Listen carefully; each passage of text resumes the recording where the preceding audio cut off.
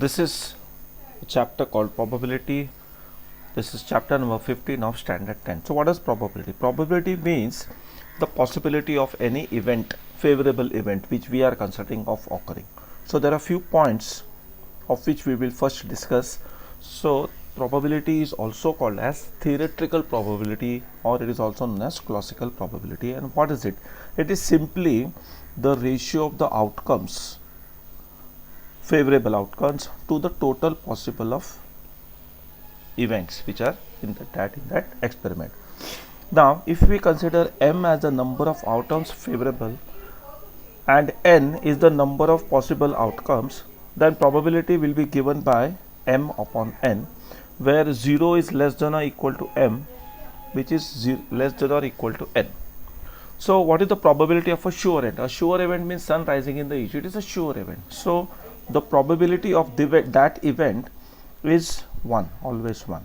Next is, what is the probability of an impossible event? For example, say elephant flying in the air. It's an impossible event. The probability of such an impossible event is 0. Then all the other probabilities. So the least probability can be 0, the maximum probability can be 1, and all probabilities lie between 0 and 1. Probability is never negative, and probability is never more than 1. So it always lies from 1 or 0 to 1. So what are elementary events? Elementary events are the events having only one outcomes. For example, if you are having an experiment where there are 5 different events possible, so those are called the elementary events. So what is the sum of the possibility? So if you add up all the probabilities of all the elementary events of an experiment, the total will always be 1. Now for an event, the probability of an event occurring to the probability of that event not occurring, total will always be 1. So this probability of event not occurring is called the complement of an event. So there is a relation between probability of an event and its complement.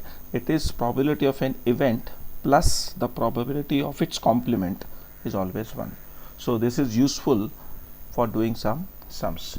Now a pack of cards without the jokers has 52. In that 52, the breakup is like this: 26 are black, 26 are red. Black means there are spades and there are clubs, also called as clubs, and in the hearts, in the red color, there are hearts and diamonds. So in each series you have 13 cards. So one is an ace, with ace is 1. Then there are number cards from 2 to 10, so there are 9 number cards, and there are face cards, jack, queen and king, which are called face cards. So each series has 13 cards, so 13 into 4 series, 52 cards. Another type of breakup is the total 52. There are total 4 aces, 36 number cards, 4 jacks, 4 queens and 4 kings, so it makes up 32. So if you take a breakup of this aces, so there are 2 red and 2 black, number cards 18 red and 18 black, face cards 18 red and 6 red and 6 black. So based on this simple theory, we can go for some sums on probability. So this is the first sum: an unbiased coin is thrown. What is the probability of getting? There are so many possibilities here. So the first one is getting an even number. So what we have to do here is, this is the first one, probability of getting an even number. So in a dice, remember, there are in a coin there are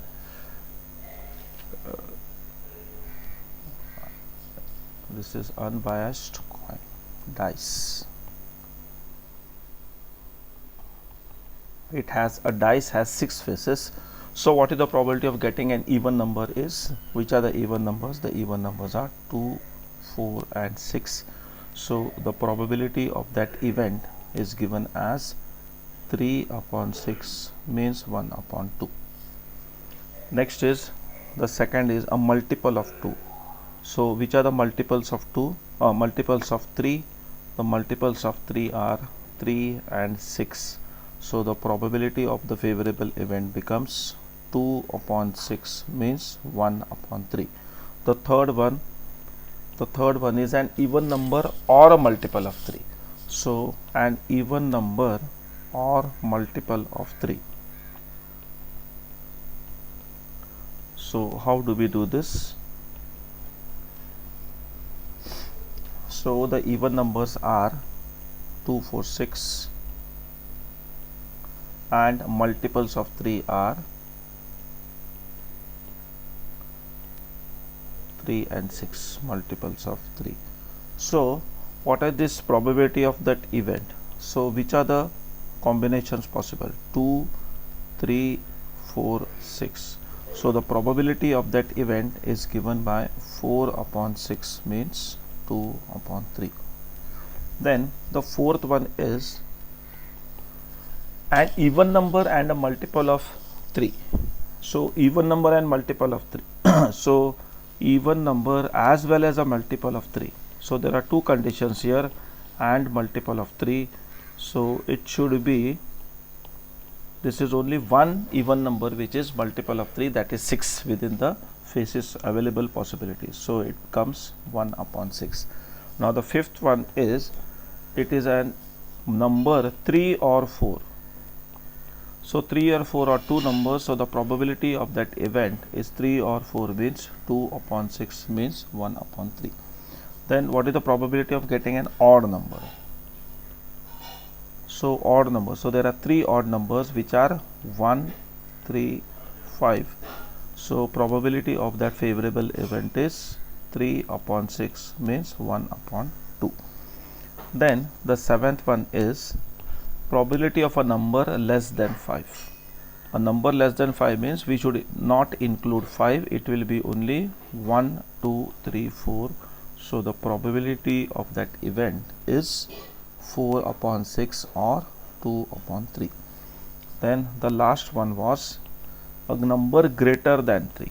Now greater than 3 means we cannot include 3 in this, it should be greater than this. So the options are 4, 5 and 6. So the probability of the favorable event is given by 3 upon 6 means 1 upon 2. So this is how there are still two more.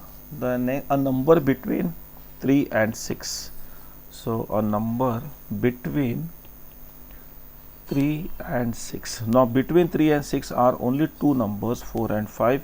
So the probability becomes 2 upon 6 means 1 upon 3. And then the last one, a multiple of 7. So there is no multiple of 7 because it has only 6 options, 6 faces are there. So multiple of 7 means there is no multiple, so the probability of that specific event is 0. So this is how we have to do with different combinations. Let's go for the second sum. Now there are two unbiased coins which are tossed simultaneously. We have to find the probability of getting 2 heads, 1 tail, at most 1 head, at least 1 head. So this language is very important here. So when two coins are tossed, what are the probabilities? What are the combinations? The combinations are like this. Both can be heads and tail and heads and tail and tail. So if we go for the first one, so 2 heads. So the 2 heads, so it will be 2 heads means how many? There is only one possibility. So the probability of the favorable event is 1 upon 4. Next one is 1 tail. So 1 tail you are having HT and TH. So there are two combinations. So it becomes 2 upon 4 means 1 upon 2. The third one, at most 1 head. Now at most 1 word means they can be maximum 1 head. Now where is maximum 1 head possible? It is in this thing, TH, HT, also TT, because at most means even no heads can be considered here. So this becomes 3 upon 4. The next one, the fourth one is 1 head. So exactly 1 head, where do we get? So we get exactly 1 head in two combinations, HT and TH. So it becomes 2 upon 4 means 1 upon 2. Then the fifth one, at least 1 head. Now please see the language, which is very important. The text part sometimes confuses. At least one head means minimum one head can be there. There can be two heads also. So we will consider this also. Two heads, one head here and one head here. So this becomes 3 upon 4. Then the last was no head. No head means there is only one combination here, which is TT. So the probability of that event is 1 upon 4. So let's go for one more sum. Now instead of 2, here 3 coins are being tossed. So if 3 coins are tossed, so what are the different combinations? So you have to learn this very carefully. There is HHT, HHH, HHT, THH, HTT, THT, TTH and TTT. So there are 8 combinations which we should remember. Now we'll go for the sum actually. Now all heads. So what is the probability of getting all heads? All heads, there is only one case which is HHH. So the probability of that event is 1 upon 8, favorable event. The second one, two heads. Now two heads are possible in more combinations. So we'll just list it out. It is HHT, THH and HT. So these are the 3 combinations. So the probability of that event will be given as 3 upon 8.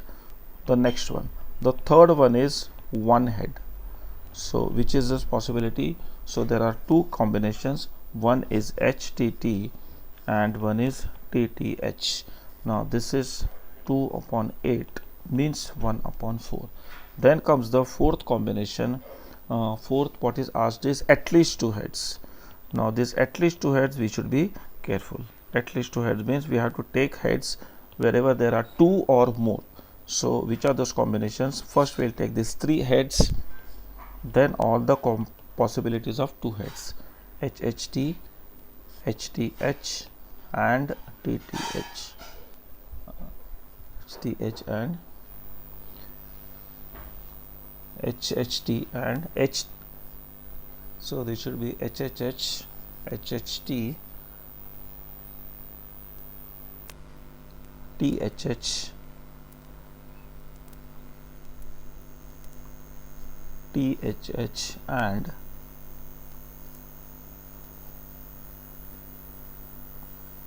THH. So this becomes 4 upon 8 means 1 upon 2. So this is how we start attending the sums on probability. Thank you.